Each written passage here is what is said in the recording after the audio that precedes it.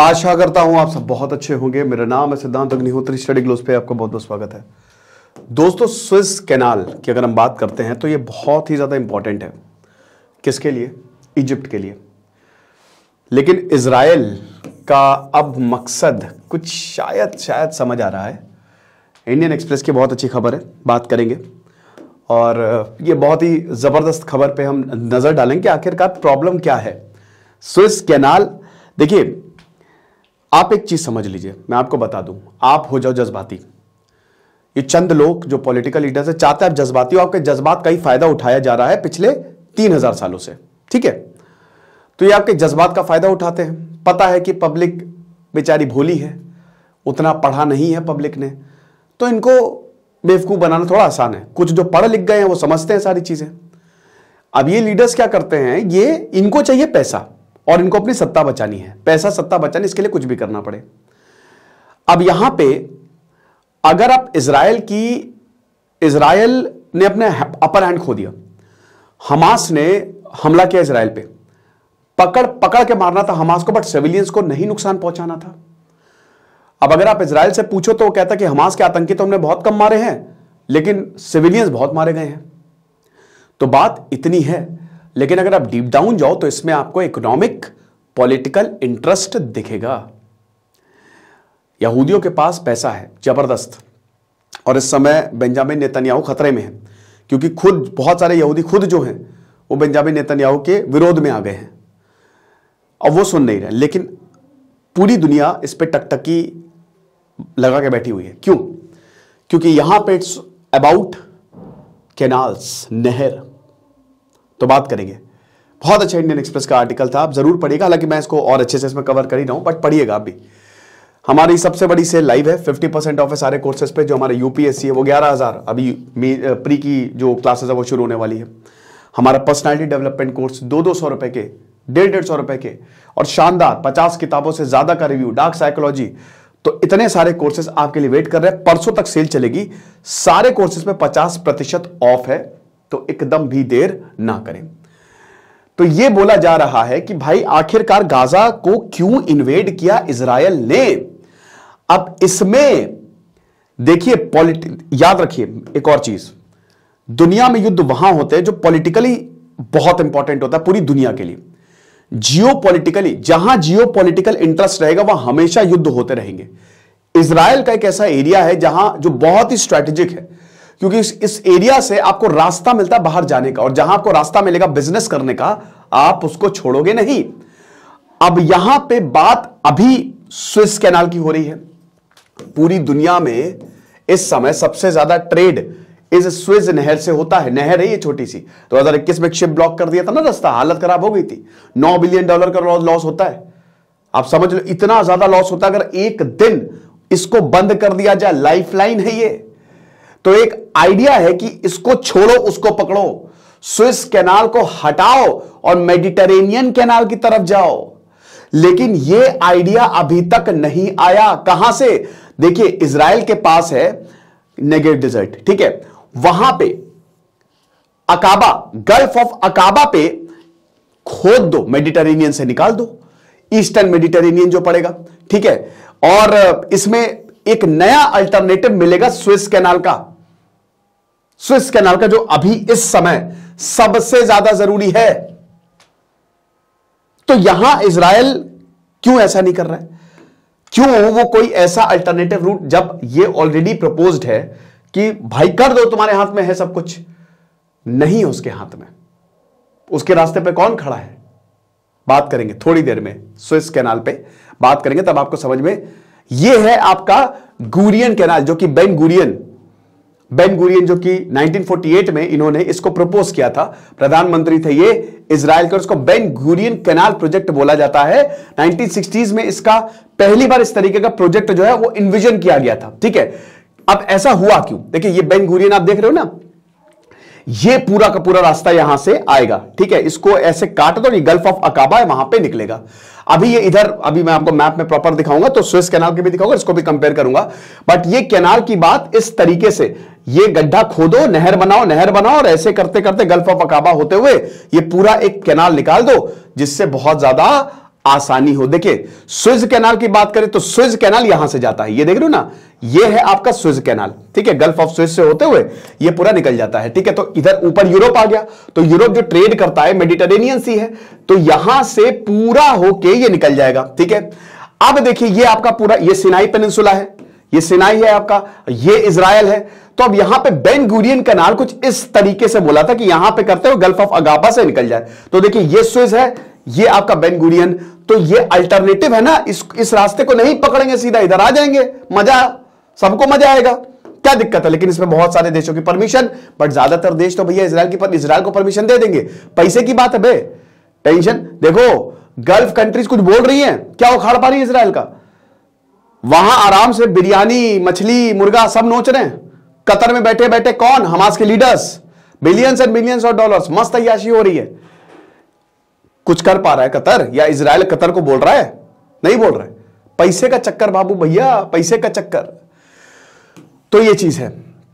Swiss canal के बारे में बात करते हैं। 1869 में इसको ओपन किया गया था और इसने सब कुछ, देखो क्या था ना कि ट्रेड इज वेरी इंपॉर्टेंट। पहले पैदल ट्रेड होता था, बाद में जब ऑटोमन एम्पायर आया तो पूरा कब्जा हो गया इस ट्रेड पे। सबसे ज्यादा ट्रेड चाइना भारत करते थे, तभी भारत को सोने की चिड़िया बोला जाता था।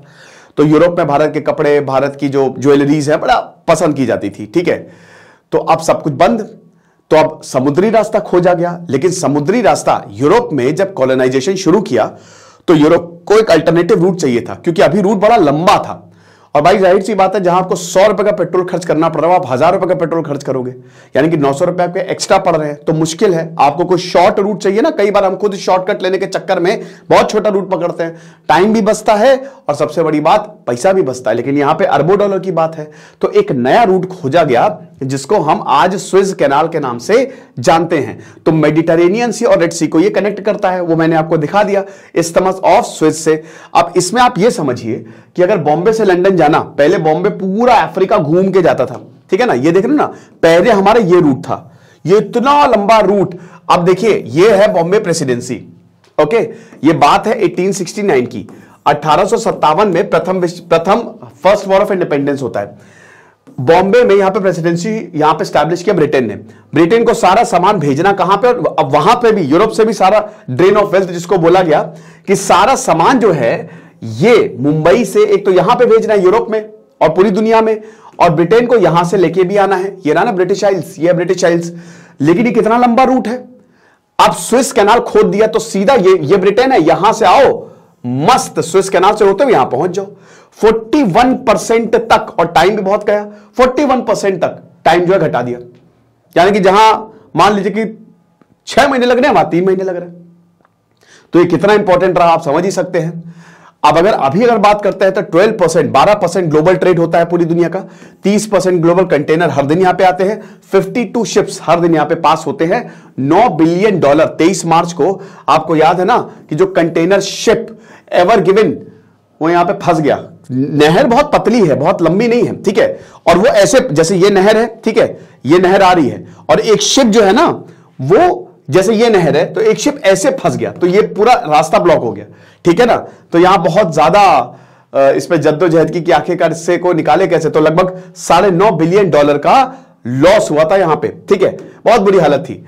अब 193 किलोमीटर लंबा है और 205 मीटर ही चौड़ा है, आप समझ सकते हो, और 24 मीटर डीप है। भाई रेगिस्तान वाला एरिया है, रेड सी आपको पता ही, उधर गल्फ वाले एरिया जो है ना वो शैलो, बहुत ज्यादा डीप नहीं है वो, ठीक है ना। और अब 204 मीटर होते ही कितना है बे, बहुत कम। मतलब आप समझ लो कि एक जो 8 लेन बनता है ना एक्सप्रेस पे, उतना हो गया नहीं, उतना तो नहीं हुआ कि मतलब आप 1 किलो, भाई क्या 1 किलोमीटर में 1000 मीटर होता है, तो 1/4, बहुत ही छोटा। तो अब वो है, तो 193 किलोमीटर लंबा, 205 मीटर छोटा है, तो फंस सकते हैं। लेकिन फिर भी यहां पे लगातार जो शिप्स है वो आते रहते हैं, ओके। अब देखो, ये तो खैर 2021 वाली बात है जो मैं बता रहा हूं कि पहले ऐसे था और बाद में जब फंस गया था स्विस कैनाल पे शिप यहां पे, ठीक है, तो लाइन लग गई थी यहां पे, ट्रैफिक जाम हो गया था एक तरीके से।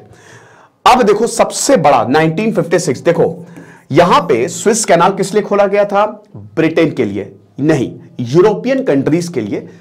जैसे एक कंपनी खोली उसमें हिस्सेदारी रहती है, लेकिन धीमे धीमे ब्रिटेन ने स्विस कैनाल अपने कंट्रोल में ले लिया। सारे देशों ने उनको अपनी हिस्सेदारी ब्रिटेन को भेज दी, ब्रिटेन सबसे ताकतवर बना, कॉलोनाइज कंट्री में सबसे ज्यादा वर्चस्व ब्रिटेन का था। तो अब हुआ क्या कि ब्रिटेन के पास पूरा स्विस कैनाल आ गया। अब 1945 आता है, या 1936 की बात, 1936 तक पूरा स्विस कैनाल ब्रिटेन के पास। वर्ल्ड वॉर II, ब्रिटेन की आर्थिक हालत खराब। अब डीकोलोनाइजेशन शुरू होता है। कहते हैं कि भारत जब हाथ से गया तो ब्रिटेन, जो कहते हैं ना सूरज कभी नहीं डूबता था ब्रिटेन का, ब्रिटेन डूब गया। नहीं, 1956 एक ऐसी क्राइसिस आती जिससे ब्रिटेन खत्म हो गया, ब्रिटेन की ताकत गई, और तब पता चला कि असली में दुनिया का पिताजी है अमेरिका और रशिया, USSR। क्या हुआ था भैया? देखो, ताजा ताजा इजिप्ट ने भी आजादी ली। गमाल अब्दुल नासिर, उनकी बायोग्राफी मैंने कवर की है, कमाल के लीडर, वो बन गए यहां पे प्रेसिडेंट। और शुरुआत में ऐसा बोला जा रहा था कि पब्लिक जो है वो गमाल अब्दुल नासिर से खुश नहीं थी। नॉन अलाइन मूवमेंट फाउंडर थे, वन ऑफ दी, भारत से बहुत करीबी रिश्ते, बहुत ज्यादा करीबी रिश्ते, ना हम अमेरिका के साथ जाएंगे ना सोवियत के साथ जाएंगे, हम तो भारत के साथ रहेंगे। गमाल अब्दुल नासिर बहुत ही जबरदस्त गजब नेता।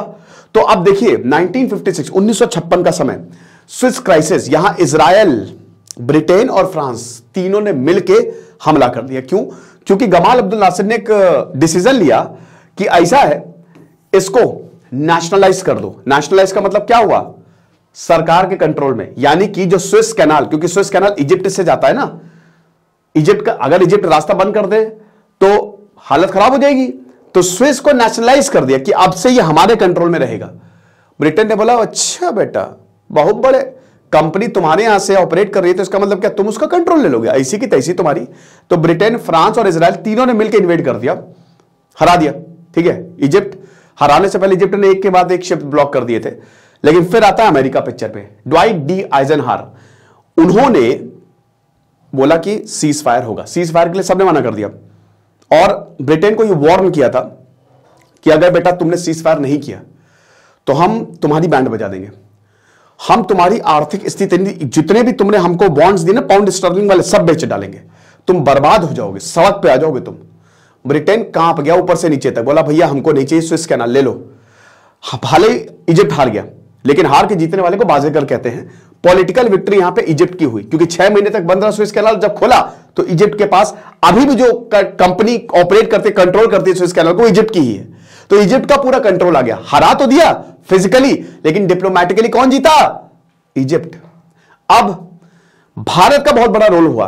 कहा जाता है जब गमाल अब्दुल नासिर लड़ने जा रहे थे, क्योंकि वो तो खुद भी मिलिट्री में थे, जनरल थे, तो जब वो लड़ने जा रहे थे तो वो भारत के उस समय अली नवाब जंग, क्या नाम, यही था शायद नाम था उनका, अली नवाब जंग, जो भारत के एम्बेसडर थे इजिप्ट में, उनके पास रुके रात में। और बहुत अच्छे, इतने अच्छे भारत से संबंध थे कि आप ये समझिए कि अगर कोई बहुत बड़ा डिसीजन होता था तो भारत के डिप्लोमेट को कैबिनेट में शामिल करते थे। तो वहां पे रुके वो और बोलते कि भाई मैं जा रहा हूं मोर्चे पे। तब उन्होंने पूरी रात समझा और अगले ही दिन सीज फायर हो गया। ऐसा बोला जाता है कि जवाहरलाल नेहरू का भी बहुत बड़ा हाथ था स्विस क्राइसिस को रोकने में, बहुत बड़ा हाथ था। ठीक है, तो अब ये हो गया, ठीक है।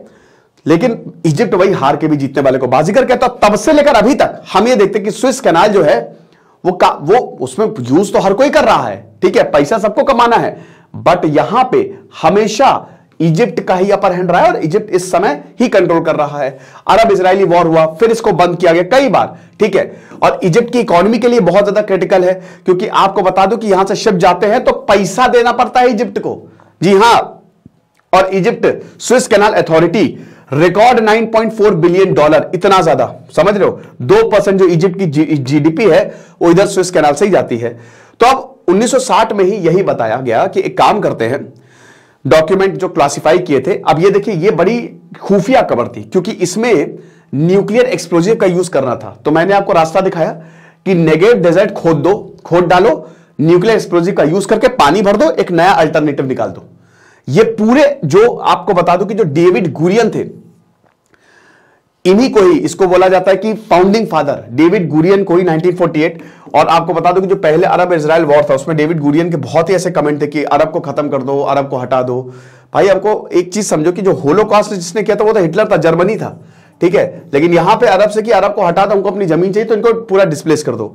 तो डेविड गुरियन का ही ये पूरा का पूरा एक आइडिया था कि एक अल्टरनेटिव निकालो मस्त तरीके से। ये देख सकते हैं पूरा डीक्लासिफाई बाद में हुआ था, लेकिन फिर किया क्या नहीं, इजराइल ने ऐसा किया क्यों नहीं? सबसे पहली बात तो ये है कि बहुत पैसा लगना है बेटा, इतना पैसा लगना है, चड्डी बनियान सब बिक जाएगा। तो पहली बात तो इतना पैसा इस प्रोजेक्ट के लिए, फिर सक्सेस भी। सेकेंड, $100 बिलियन तक थी, $100 बिलियन, $100 बिलियन, 4-5 देशों की इकोनॉमी होती है इतनी, ये चीज है। फिर उसके बाद न्यूक्लियर यूज करोगे, कहीं रेडिएशन फैल गई, क्या करोगे फिर बेटा, क्या करोगे। लेकिन सबसे बड़ी बात यह है, तो मोस्ट ध्यान से दीजिएगा, और आप युद्ध समझ जाए कि अभी क्या एक्चुअल में मंशा है इसकी। The most important thing is कि ये बेन गुरियन कनाल जा कहां से रहा था, गाजा से। और कौन से गाजा से, नॉर्दर्न गाजा से। बेन गुरियन कनाल नॉर्दर्न गाजा से जा रहा था। अब आप समझे, काहे बोला कि नॉर्थ वाले इधर आ जाएं, साउथ में आ जाएं, कनाल खोद दो। तो सब पैसे का चक्कर बाबू भैया, पैसे का चक्कर, ये हिसाब किताब है। यहां से पूरा नॉर्दर्न गाजा से जा रहा था ये। तो छुपी हुई मंशा है बेटा हर एक इंसान की। कोर्स को अवेल करो, मजा आ जाएगी। Thank you so much.